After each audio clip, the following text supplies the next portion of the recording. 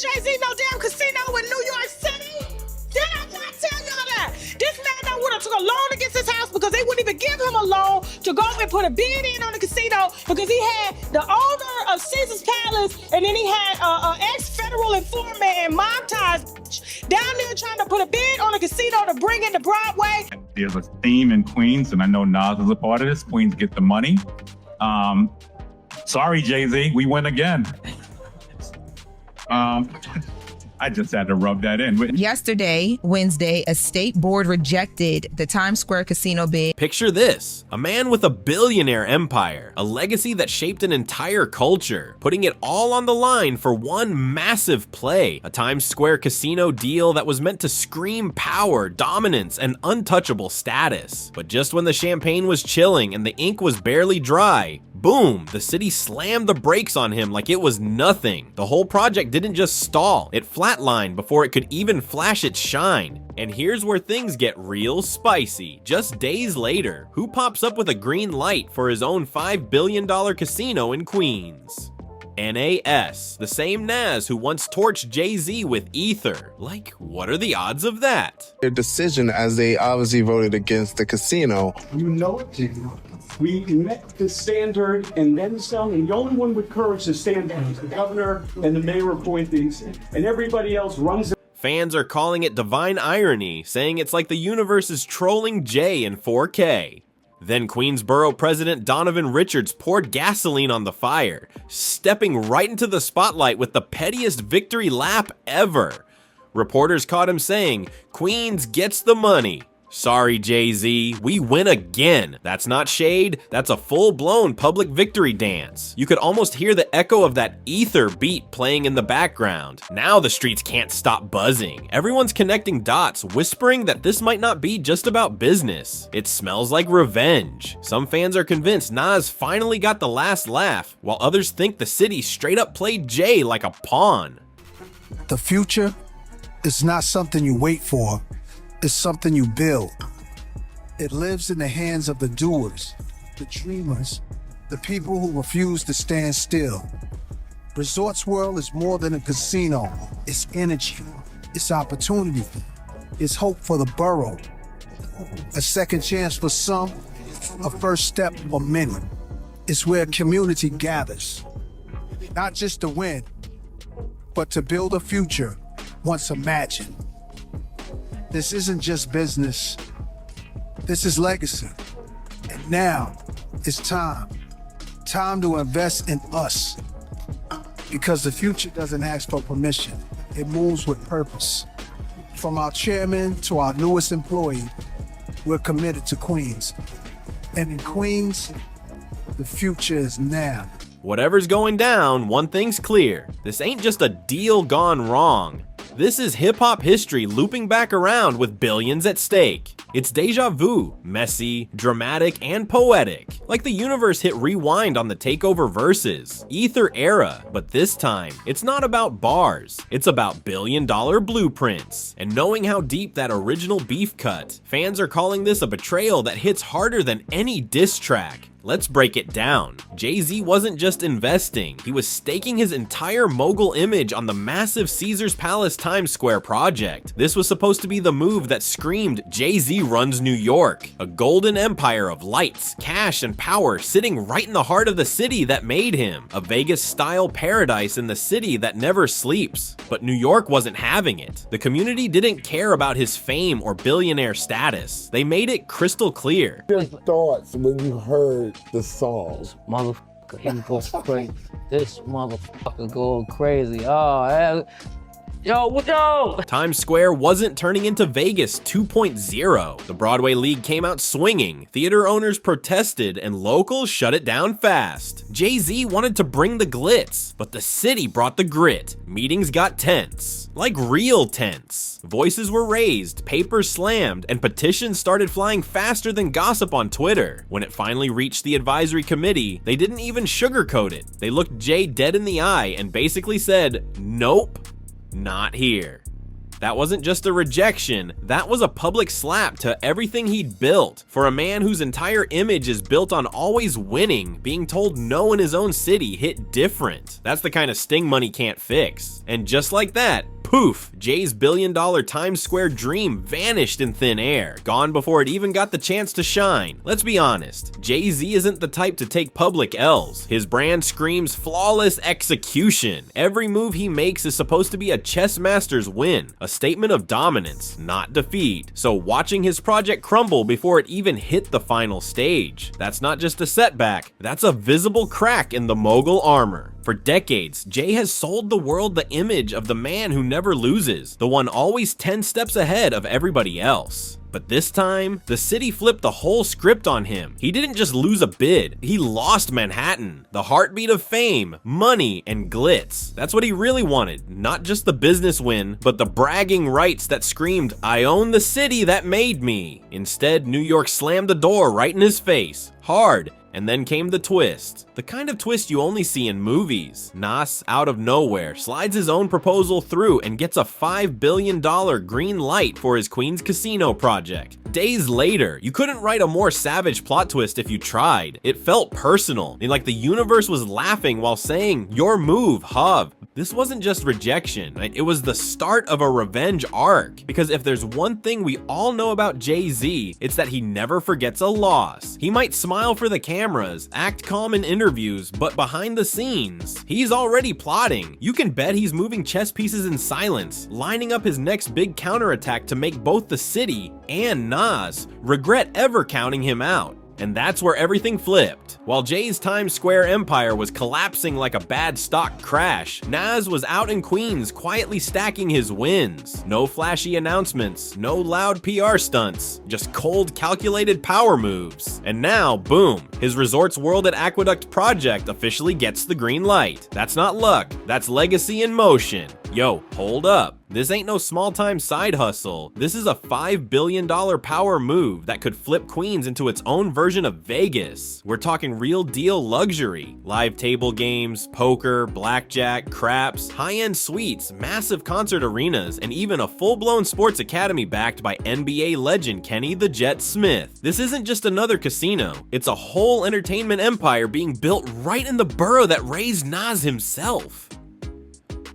And the craziest part, Nas ain't just lending his name for clout. He's got real equity in this. He's been hands-on since day one, shaping the blueprint, meeting with developers, and making sure Queens eats too. You can feel the pride every time he speaks on it. This is personal. He said it's about creating jobs, opening doors, and giving local families a shot at building generational wealth. He's out here turning concrete struggle into opportunity, and then he dropped the coldest mic line ever. Clearly with this project, the world is ours. Man, that's legendary. And now let's talk about the symbolism. Jay gets shut down in the glitzy heart of Manhattan, and days later, Nas steps up in Queens like the real hometown king reclaiming his crown.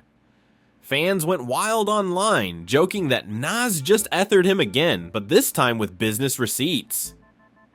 And honestly, they're not wrong. On paper, it looks like two rap icons chasing billion-dollar dreams. But in reality, this feels like the ultimate rematch. In this round, Nas walked away with the W, smiling. But look deeper. The timing cuts way deeper than just money moves. For Jay, this loss isn't about permits or politics. It's personal. Losing to Nas again. That's a bruise to the ego money can't hide. Jay built his whole identity around being the Brooklyn boss who beat the odds, flipped hustle into history, and turned every rival into a stepping stone. From Rockefeller to Rock Nation to billionaire status, his whole legacy is built on being untouchable, the man who wins in boardrooms just like he won in bars. But guess what? Every time Jay tries to play chess, Nas finds a way to flip the whole board. It's like he's got a sixth sense for striking when no one expects it. Just when people start whispering that Nas has gone quiet or fallen off, he pops up, smooth, strategic, and back in full control. This Queens Casino play isn't just a business win, it's poetic justice. The borough that raised him is about to glow up in neon lights, while Jay's Manhattan dreams fade into paperwork dust. It's a full circle moment. The hustler from Queens reminding the mogul from Brooklyn that power ain't just about money, it's about timing. And right now, Nas got the timing perfect. Remember back in the early 2000s when Jay tried to bury Nas on Takeover? He straight up called him washed, said he'd fallen off, claimed his reign was over. Basically tried to erase him from rap history. But Nas wasn't having none of that. He fired back with Ether, one of the coldest, most vicious diss tracks the culture's ever heard. He didn't just defend himself, he flipped the whole story, dragged Jay through the mud, line by line, and walked away as the people's champ. Now fast forward to 2025, and tell me this doesn't feel like deja vu.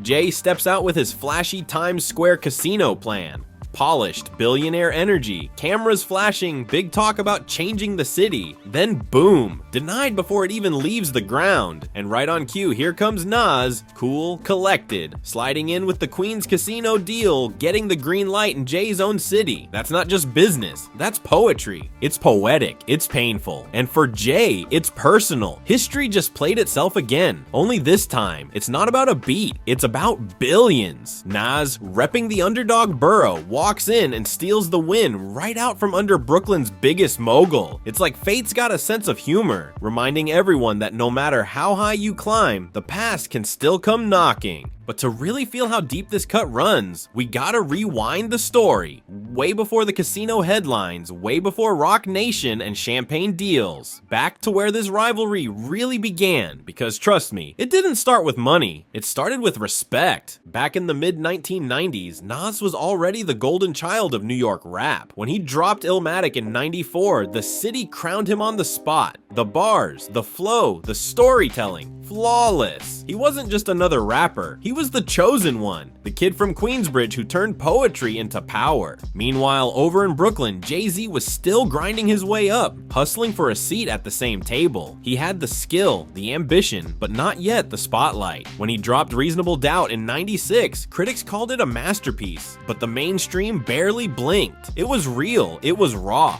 but it didn't explode the way Illmatic did, and that's where the first spark lit the fire. Jay wanted Nas to appear in his Dead President's video, the perfect symbol of New York unity, but Nas never showed up. Instead of waiting, Jay went ahead and sampled Nas's voice for the hook anyway. No call, no heads up, just took the vocals and ran with it. That move right there, it hit Nas like a sucker punch. He felt like Jay was crossing lines, using his name, his sound, his legacy for clout. And that's where the tension started brewing. Quiet at first, but ready to explode. From that moment on, even if they pretended it was cool, the rivalry was locked in for life. You could feel it in every lyric, every interview, every side eye. Jay was clearly chasing Nas's crown, desperate to prove he could outshine the man the streets had already anointed. Meanwhile, Nas looked down from his throne like, this kid's trying too hard. And that tension, it never died. Not in the booth, not on the charts, not even now. What started as studio competition turned into personal history, a rivalry that's still echoing decades later.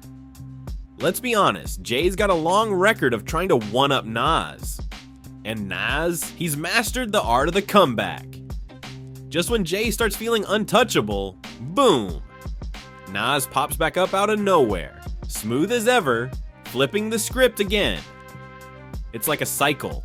Jay flexes, Nas reappears, and suddenly the crown starts to shake. But things really exploded after Biggie passed. That's when everything changed. The King of New York title was suddenly up for grabs, and the quiet tension between these two turned into open fire. After Biggie was gone in '97, the whole city was buzzing with one question: who's next to wear the crown? Every corner, every barbershop, every mixtape dealer in New York had that same debate. Jay saw himself as the natural heir, the Brooklyn hustler ready to carry Biggie's legacy forward. He was dropping hits back to back, stacking money, running Rockefeller, and making business moves nobody else in rap was even thinking about. The charisma, the strategy, the drive. Jay had it all working in his favor. Meanwhile, Meanwhile, Nas was already the people's champ, the lyrical genius from Queensbridge who dropped Illmatic, the album that redefined what New York hip-hop even sounded like. But by the late 90s, his next few projects didn't hit the same way. Fans started whispering, maybe Nas had lost that spark, maybe the golden child had faded. And guess who capitalized on that narrative? Jay-Z. He didn't hold back either. Every verse, every interview, every sly comment carried that same message.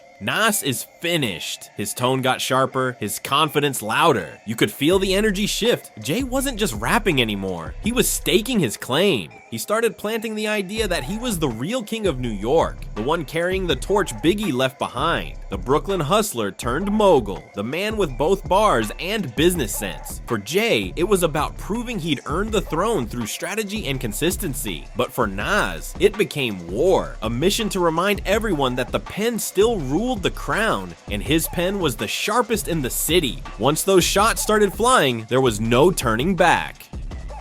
When Jay dropped tracks like Where I'm From, the tension was palpable.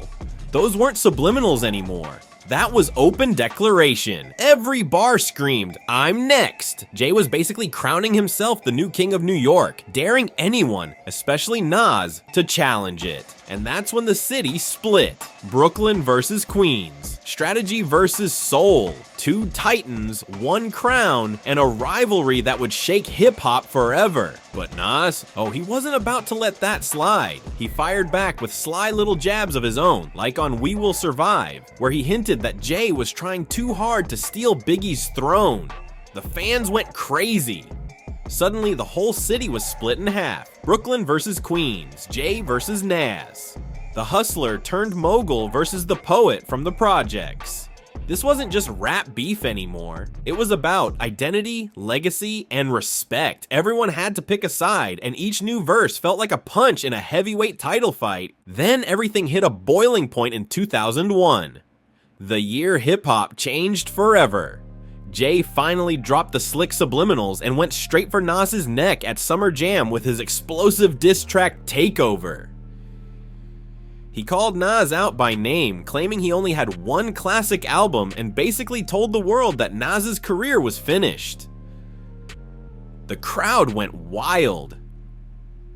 For a moment, everyone thought Jay had ended the war right there, like it was checkmate. But Nas, he wasn't done, not even close. A few months later, he came back with Ether, and it was scorched earth. Nas didn't just respond, he obliterated. Every bar was personal, precise, and lethal. He dragged Jay from the throne to the dirt and flipped the entire story in one track. Fans still talk about it like it was a war zone. The night the underdog rose from the ashes and rewrote hip-hop history. Nas went all in on Ether, attacking Jay's image, ego, and reputation line by line. He mocked his looks, his business talk, even the way he carried himself. There were no punches pulled, no mercy shown. It was pure lyrical carnage. People couldn't believe what they were hearing. It was surgical, disrespectful, and brilliant all at once. Overnight, the entire culture shifted. Suddenly, the conversation wasn't who's better. It was, yo, Jay got bodied. The impact was so huge that Ether literally became slang for destroying someone beyond repair. To Ether, someone meant you ended them completely. That's how deep that record hit. Now, fast forward to today. With this whole casino fiasco, it's giving straight up Ether Part 2. And it's not even an exaggeration. The parallels are insane. Jay gets overconfident, moving like he's unstoppable, talking billionaire talk like nothing can touch him. And then boom, Nas swoops in out of nowhere, flips the table, and walks away with the W. Again, same city, same energy, just a different battlefield. This time it's not bars, it's business. But the feeling? The same. Jay takes a swing, Nas counters, and the whole world watches him steal the spotlight again. You can practically hear the echoes of that old rivalry roaring back to life. And let's not forget, Jay didn't take that original L quietly back in the day. After Ether dropped, he ran straight to the studio in a panic and fired back with Super Ugly. But instead of keeping it lyrical, Jay went for the jugular, with bragging about being with the mother of Nas's daughter. He thought it would shake Nas up, but it totally backfired. Fans weren't impressed, critics dragged it, and even Jay's own mom wasn't having it. She literally called him out, made him phone up Hot 97 live on air, and apologize for crossing the line. Imagine that. the self-proclaimed king of New York having to publicly say sorry because the world saw through his anger. That was the real turning point. In that moment, people stopped seeing Jay as the calm, calculated mogul and started seeing him as the aggressor, while Nas, he rose up like the battle-scarred survivor, the man who took the hits and came back swinging harder every time. And now, here we are again, decades later, watching history repeat itself. Another battlefield, another loss of composure, the same calm Nas, standing tall in silence, while Jay's empire starts to crack under pressure. Back then it was ether.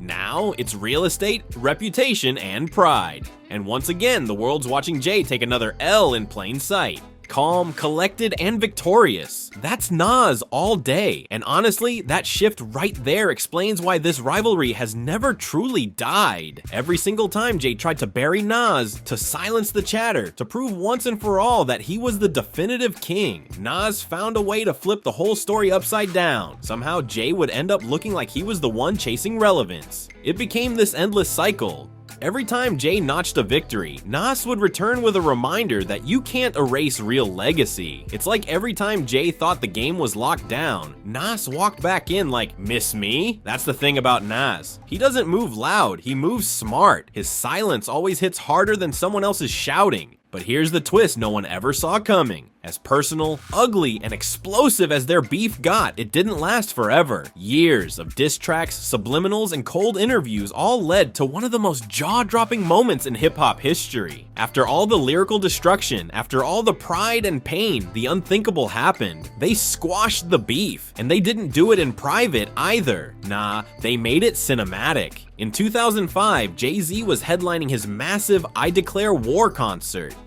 Fans showed up expecting chaos, maybe new shots, old enemies, maybe even another round of Nas slander. The whole arena was buzzing, but instead, Jay flipped the script completely. The lights dimmed, the crowd went quiet. Then, out of nowhere, Nas walked out on stage. The arena exploded. Fans screamed like they were witnessing a miracle. Cameras flashed like fireworks. And in that moment, hip-hop froze in disbelief. Two men who once dedicated entire albums to tearing each other apart were now standing side by side, shaking hands, sharing the same stage, performing together like brothers. After years of calling each other fake, washed, and irrelevant, they turned the feud that once divided hip-hop into a moment of unity that rewrote history. That wasn't just music, that was culture evolving in real time. The same men who once wanted to destroy each other's legacies were now showing what growth looked like. It was iconic, one of those moments that fans still talk about with goosebumps. And they didn't stop there. The piece turned into partnership. They went on to drop Black Republican and Success, two powerhouse tracks that reminded everyone these weren't just rappers. They were architects of hip-hop. It proved that two legends could coexist. Same city, same respect, and maybe, just maybe, the same throne. But let's be real, now while the handshake was genuine, the rivalry never fully died. The cameras caught peace, but the competition never left their souls. That unspoken, who's really the king, energy still lingers in the air every time their names come up. You can feel it. That quiet tension, that old spark. Because for these two, it was never just about records or charts. It was about legacy. Jay and Nas might have buried the hatchet, but they never buried the fire. Decades later, every move one makes, the other feels. Every win gets compared. Every headline reignites that same question. Who really runs New York? That's the magic and the curse of their bond. Even in peace, the rivalry breathes. And now with this whole casino chaos unfolding, it feels like that old truth might have just expired. Because let's be honest, this isn't just Nas versus Jay anymore. This is Queens versus Brooklyn, round 2. That same electric energy from the 2000s is creeping right back into the spotlight. But this time, the battleground isn't the booth, it's the boardroom. If you really know New York hip-hop history, you already catch the symbolism instantly. Brooklyn has always been the borough of flash, power, and showmanship, the home of the hustlers who wear their success like armor. Jay, Biggie, the Barclays Center, all shining examples of money moves and loud victories. It's the borough of moguls, the city's polished powerhouse where everything screams luxury and dominance. Queens, though, that's a different heartbeat entirely. Queens is the gritty underdog, the fighter that rises from the concrete and makes the world pay attention. It's the home of LL Cool J, Mobb Deep, Nicki Minaj, and of course, Nas. The pride of the borough has never been about flaunting wealth. It's about earning respect, about surviving, proving you belong, and doing it without ever begging for validation. So when Nas comes through with a $1 billion casino deal planted right in Queens, while Jay's flashy Manhattan project gets shut down, it's not just business, it's symbolic. It's the culture reminding everyone where the real roots of New York come from. The streets are watching again, and the boroughs themselves are back in the ring. This time, the score feels personal. Jay's shiny Times Square dream got blocked right in the heart of Manhattan, the city's main stage, yet while Nas locked in Queens like it was destiny calling his name. You didn't even need to read between the lines. The message was screaming loud and clear. Brooklyn fumbled, Queens carried. For fans who lived through the Ether era, this moment hits like deja vu. History looping right back around in real time. The parallels are crazy. Back then, Jay was the confident king, walking around like nothing could touch him, and Nas came out of nowhere and snatched the crown clean off his head. And now, decades later, it's happening again. Not with beats and bars, but with blueprints and billion-dollar deals. And what makes it sting even harder for Jay? It's not just that Nas pulled off another win, it's where and how he did it. On his own turf, in front of the whole city, with everyone watching. Queens rising while Brooklyn watches in silence. That's a whole movie in itself. Nas didn't just win, he made it look effortless. Cool, calm, and controlled, like destiny was already written. But here's the thing, if there's one truth the streets know about Hov, it's this. He never forgets humiliation. Every time he takes an L, he finds a way to turn it into fuel. That quiet, strategic plotting is his signature move. And don't think for a second he isn't already planning a comeback.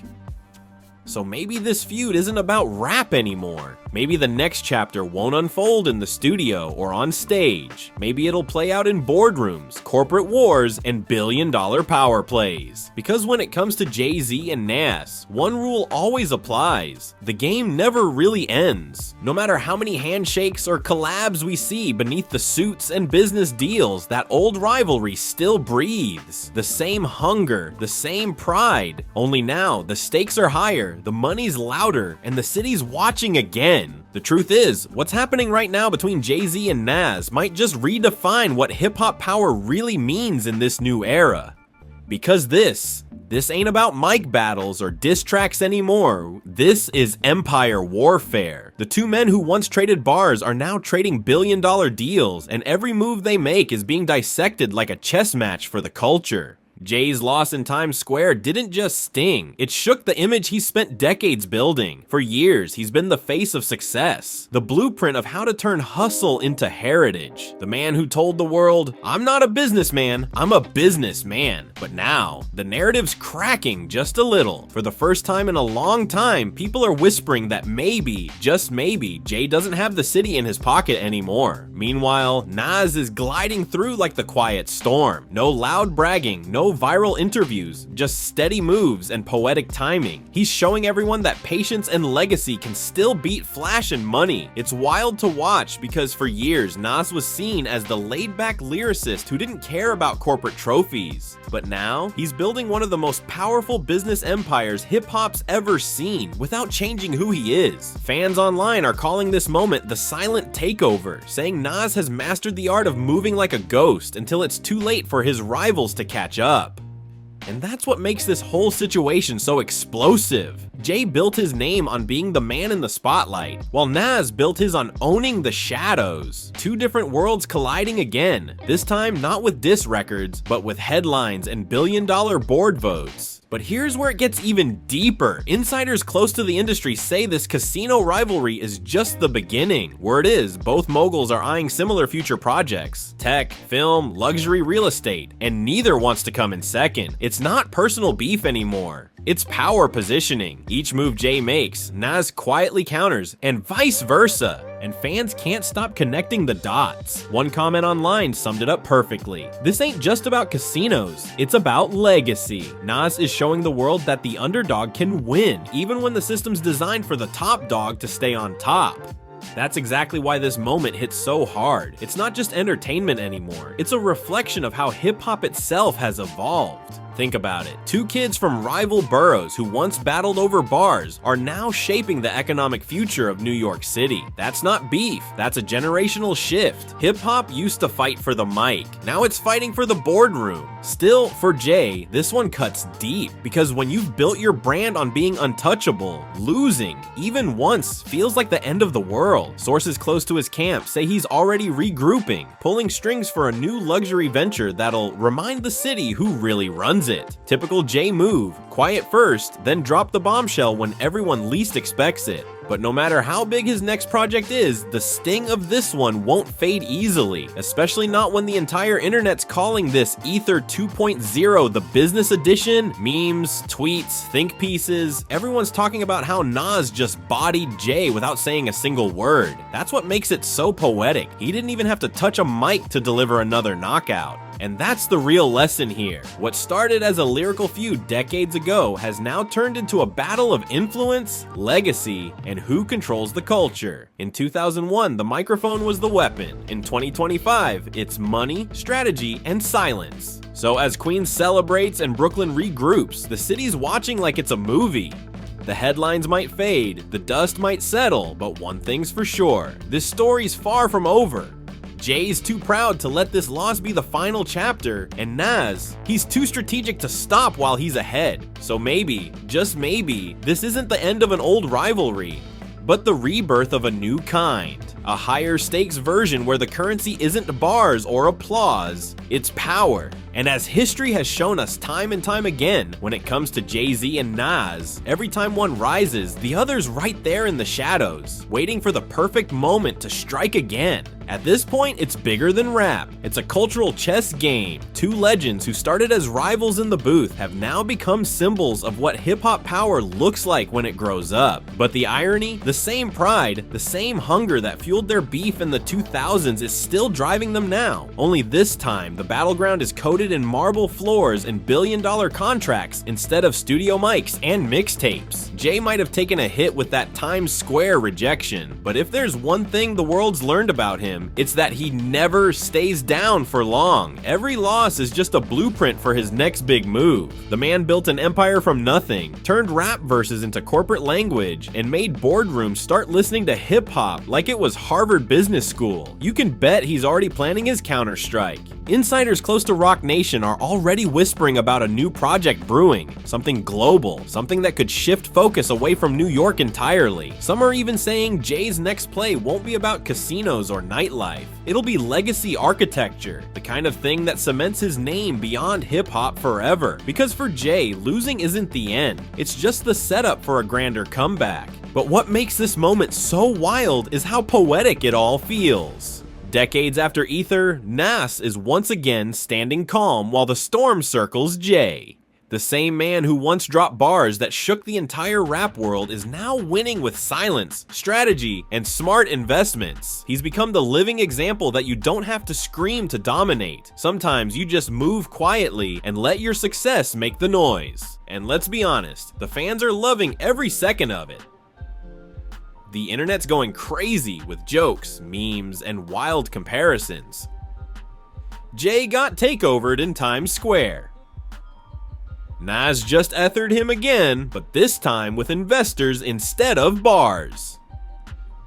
It's entertainment, but it's also history repeating itself. The streets versus the suites, Brooklyn versus Queens, hustle versus legacy. Yet under all the noise, there's something powerful about what this moment represents for hip-hop as a whole. These two men have taken the same ambition that once started in the corners of New York block parties and turned it into economic influence. The genre that used to be dismissed as street noise is now shaping billion-dollar decisions in real estate, sports, and global finance.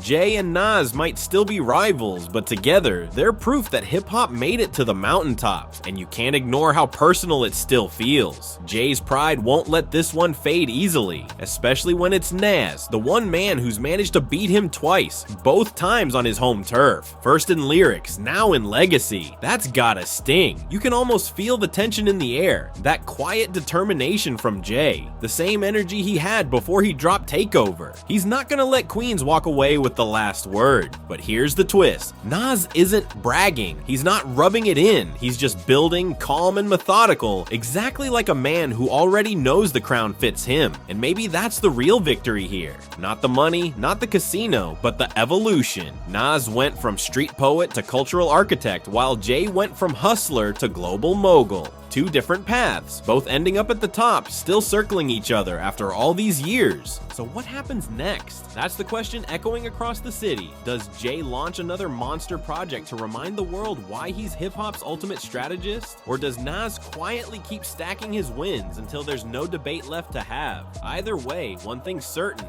this story isn't finished. Because in the empire of hip-hop, crowns are never permanent. Power shifts, legends evolve, and rivalry? That's forever. This casino clash wasn't just business, it was destiny, reminding everyone that in New York City, history always repeats itself, just with bigger numbers and higher stakes. The mics are gone, but the message still stands. Two kings, one city, and a rivalry so deep it's written into the DNA of hip-hop itself. And maybe, just maybe, that's the beauty of it.